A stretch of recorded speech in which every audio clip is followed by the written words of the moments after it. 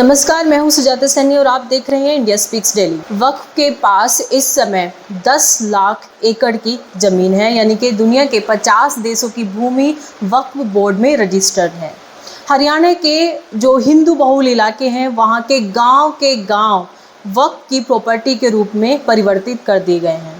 वक्फ का आतंक इस प्रकार से फैल गया है कि आपके आसपास की कोई भी भूमि हो, यदि उस पर एक बार वक्फ ने अपना अधिकार जता दिया तो आप कोर्ट में जाके केस नहीं लड़ेंगे, बल्कि वक्फ वालों से ही कागज उन्हें ही दिखाएंगे कि देखिए ये जमीन आपकी नहीं है, हमारी है। कांग्रेस ने वक्फ को बनाया और बीजेपी ने वक्फ को मजबूत किया।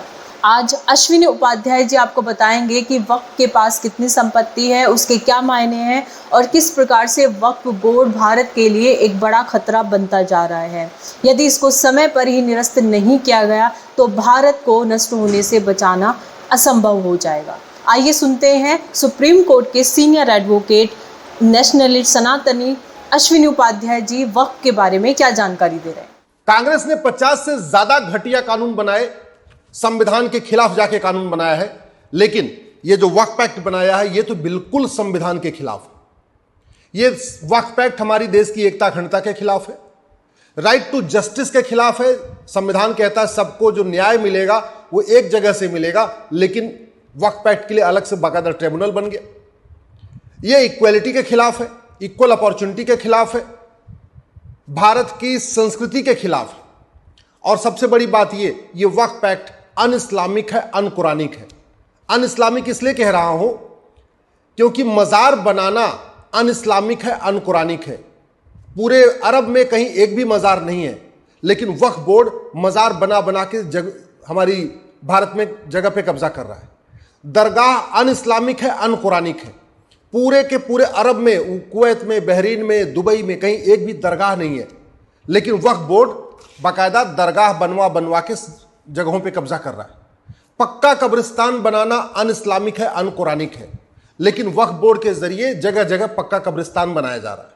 और सबसे बड़ी बात ये, आज की डेट में वक्फ बोर्ड के पास जो प्रॉपर्टी है वो दुनिया के 50 देशों से ज्यादा प्रॉपर्टी है। मालदीव का जो टोटल एरिया है वो 75,000 एकड़ है और वक्फ बोर्ड के पास 10 लाख एकड़ जमीन है। सिंगापुर का जो टोटल एरिया है 1,80,000 एकड़ है। सिंगापुर का टोटल एरिया 1,80,000 एकड़ है। भारत में वक्फ बोर्ड के पास 10 लाख एकड़ से ज्यादा जमीन है। बहरीन का टोटल एरिया 1,90,000 एकड़ है और भारत में वक्फ बोर्ड के पास 10 लाख एकड़ जमीन है। हांगकांग का टोटल क्षेत्रफल 2,75,000 एकड़ है और वक्फ बोर्ड का टोटल जो जगह है वक्फ बोर्ड के पास वो 10 लाख एकड़ जमीन है।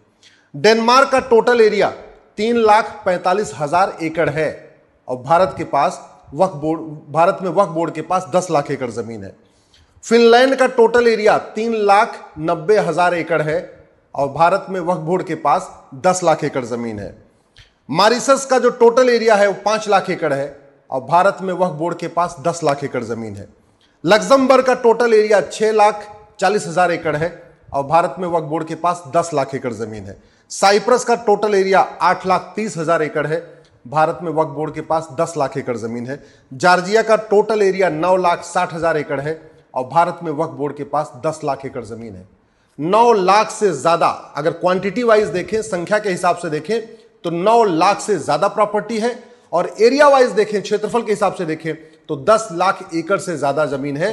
दुनिया में 200 देश हैं, अगर उसमें आप उनका एरिया के हिसाब से कैलकुलेट करिए तो दुनिया के 50 देशों से ज्यादा जो क्षेत्रफल है वो भारत में जो दुनिया के 50 देशों का क्षेत्रफल है उससे ज्यादा हमारे पास भारत में वक्फ बोर्ड के पास जमीन असंवैधानिक है, अनकुरानिक है, अन इस्लामिक है और भारत में एक देश दो विधान का कॉन्सेप्ट करता है। हिंदू के पास वक्फ बोर्ड जैसा कानून नहीं, जैन के पास वक्फ बोर्ड जैसा कानून नहीं, बौद्ध के पास वक्फ बोर्ड जैसा कानून नहीं, सिख के पास वक्फ बोर्ड जैसा कानून नहीं, क्रिश्चियन के पास वक्फ बोर्ड जैसा कानून नहीं है, पारसी के पास वक्फ बोर्ड जैसा कानून नहीं है, बहाई के पास वक्फ बोर्ड जैसा कानून नहीं है, यहूदी के पास वक्फ बोर्ड जैसा कानून नहीं है, केवल और केवल मुस्लिम्स के पास वक्फ बोर्ड जैसा कानून है। तो एक तरीके से ये भारत के नागरिकों में जब हम कहते हैं सब लोग एक समान हैं, तो जब सब एक समान है और संविधान कहता है कि जो जस्टिस होगा वो बाकायदा district court, high court, supreme court के जरिए होगा, तो फिर डिस्ट्रिक्ट कोर्ट के पैरेलल में एक बाकायदा वक्फ ट्रिब्यूनल क्यों बनाना? और वक्फ बोर्ड का कॉम्बिनेशन देखिए आप, वक्फ बोर्ड में एक एमएलए होगा वो मुस्लिम होगा, वक्फ बोर्ड में एक एमपी होगा मुस्लिम होगा, वक्फ बोर्ड में एक एडवोकेट होगा, वकील होगा वो भी मुस्लिम होगा, वक्फ बोर्ड में एक आईएएस ऑफिसर होगा वो भी मुस्लिम होगा, एक इंजीनियर होगा, टाउन प्लानर होगा वो भी मुस्लिम होगा, एक मुतवल्ली होगा वो भी मुस्लिम होगा। वक्फ बोर्ड के सातों मेंबर मुस्लिम। और वक्फ बोर्ड की एक भी इंच जमीन सरकार नहीं ले सकती। वक्फ बोर्ड पे जो पैसा आ रहा है वहां सरकार 1 रुपए नहीं लेती। और वक्फ बोर्ड के जितने पदाधिकारी हैं, वक्फ बोर्ड के ऑफिस में जितना खर्चा होता है, उनके मंत्री से लेकर संतरी तक, उनके यहां जितने कर्मचारी हैं, सबका जो सैलरी, वेतन, भत्ता, गाड़ी बंगला कहां से जाता है? वह सरकार के खजाने से जाता है, यानी टैक्स पेयर के पैसे से जाता है। आप जरा सोचिए कि वक्फ बोर्ड से सरकार 1 रुपए नहीं लेती है, लेकिन पूरे देश में जो वक्फ बोर्ड चल रहा है उसका वेतन, भत्ता, गाड़ी बंगला आम जनता के करदाताओं के पैसे से जा रहा है, जो इन लोग इनकम टैक्स दे रहे हैं, जीएसटी दे रहे हैं, टोल टैक्स दे रहे हैं, रोड टैक्स दे रहे हैं, वहां से उनका वेतन भत्ता जा रहा है। इतना खतरनाक कानून तो पूरी दुनिया में नहीं बना। इसलिए मेरा यह कहना है, इस कानूनों में सुधार करने की बजाय इसको खत्म करना चाहिए। मैं क्यों इसमें अमेंडमेंट का विरोध कर रहा हूं? क्योंकि अमेंडमेंट हमने किया, लेकिन अगर वक्फ बोर्ड बचा रहा, कल को कोई सेकुलर सरकार आएगी, वो दोबारा फिर से इस अमेंडमेंट को खत्म करके पुराना वाला रिस्टोर कर देगी। इसलिए कहते हैं ना, न रहेगा बांस न बजेगी बांसुरी। भारत में एक देश एक विधान लागू होना चाहिए। संविधान यही कहता है कि एक देश एक विधान। तो ऐसे ही आप one nation one tax trust code बना दीजिए, one nation one charity code बना दीजिए, one nation one endowment code बना दीजिए, one nation one donation code बना दीजिए। भाई अगर हिंदू दान करते हैं तो उनका रजिस्ट्रेशन कहां होता है? ट्रस्ट कोड में होता है, ट्रस्ट एक्ट में होता है। तो वैसे मुस्लिम का रजिस्ट्रेशन वहीं होगा। अलग अलग कानून क्यों? और अलग अलग भी केवल एक कम्युनिटी के लिए। एक बार समझ में आता है कि अगर माइनॉरिटीज के लिए कोई कानून बने, लेकिन मुस्लिम तो माइनॉरिटी भी नहीं है, क्योंकि यूएन की डेफिनेशन कहती है एनी ग्रुप और community which is socially, economically, politically dominant and inferior in population. तो कोई भी समुदाय जो 1% से ज्यादा होता है वो माइनॉरिटी नहीं कहलाता है। तो ऐसा भी नहीं कि हम माइनॉरिटी के नाम पे वक्फ एक्ट बना दिया। कोई भी कम्युनिटी जो रूल कर चुकी होती है, शासक कर चुकी होती है, वो कभी माइनॉरिटी नहीं कहलाती। तो उसके हिसाब से मुस्लिम माइनॉरिटी भी नहीं है। शासन हो चुका है पहले इस देश में, भारत में, तो उसके हिसाब से भी माइनॉरिटी नहीं है और संख्या के हिसाब से भी माइनॉरिटी नहीं है। भाई भारत के 200 जिलों में 9 राज्यों में और 1500 तहसीलों में तो हिंदू खत्म हो चुके हैं। तो वहां तो फिर अगर आप माइनॉरिटी के हिसाब से कानून बना रहे तो फिर तो वहां हिंदुओं के लिए भी ऐसा कानून बनना चाहिए। इसलिए मैं सरकार से निवेदन कर रहा हूं, इस समस्या को जड़ से खत्म करें। भारत में एक देश एक धर्मस्थल संहिता लागू करें, एक देश एक दान संहिता लागू करें, एक देश एक संपत्ति संहिता लागू करें।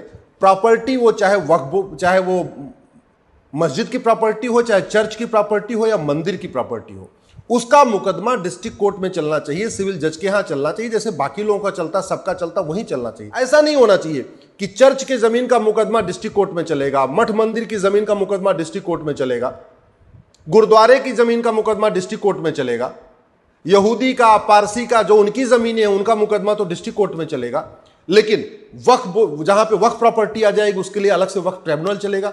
ये नहीं, ये बिल्कुल भारत के संविधान की धज्जियां उड़ा रहा है। ये राइट टू जस्टिस का एकदम वायलेशन है, राइट टू इक्वलिटी का वायलेशन है, पूरी तरीके से डिस्क्रिमिनेटरी है, पूरी तरीके से आर्बिट्रेरी है, पूरी तरीके से इर्रेशनल है। ये वक्फ एक्ट संविधान की धज्जियां उड़ाता है। इसलिए मैं सरकार से निवेदन करता हूं, माननीय प्रधानमंत्री से निवेदन करता हूं कि वक्फ एक्ट में संशोधन करने की बजाय इस वक्फ एक्ट को खत्म करें। ये नेहरू जी ने 1954 में बनाया था। ये बहुत सोची समझी साजिश के तहत बनाया था। भारत में पूरी तरीके से जमीन पे कब्जा करने के लिए, लैंड जिहाद के लिए बनाया गया था। उसके बाद इंदिरा जी ने उसको मजबूत किया, उसके बाद राजीव जी ने मजबूत किया, फिर नरसिम्हा राव ने मजबूत किया, फिर मनमोहन सिंह ने मजबूत किया। और 40 अगर अमेंडमेंट आ रहा है, उससे पता चलता है ये कानून घटिया है। इसका मतलब इसके पूरा का पूरा कानून का स्ट्रक्चर ही गड़बड़ है।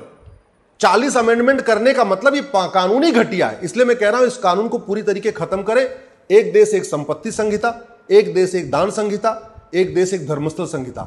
जो कानून हो सबके लिए एक हो, एक कम्युनिटी के लिए अलग से कानून बिल्कुल संविधान के खिलाफ है। और एक बात और, भारत के संविधान में वक्फ बोर्ड और वक्फ एक्ट नाम का एक शब्द भी नहीं है। भारत के संविधान निर्माताओं ने कभी सोचा ही नहीं था कि हमारे देश में वक्फ बोर्ड बनेगा और वक्फ एक्ट बनेगा, वक्फ ट्रिब्यूनल बनेगा। भारत के संविधान में न अल्पसंख्यक आयोग का कहीं जिक्र है, न अल्पसंख्यक कल्याण मंत्रालय का कहीं जिक्र है, न वक्फ बोर्ड का कहीं जिक्र है, न आपके वक्फ ट्रिब्यूनल का कहीं जिक्र है, न वक्फ कानून का कहीं जिक्र है। फिर भी इसको बनाया गया है। इसलिए मैं कह रहा हूं इस पूरे कानून को ही खत्म करने की जरूरत है।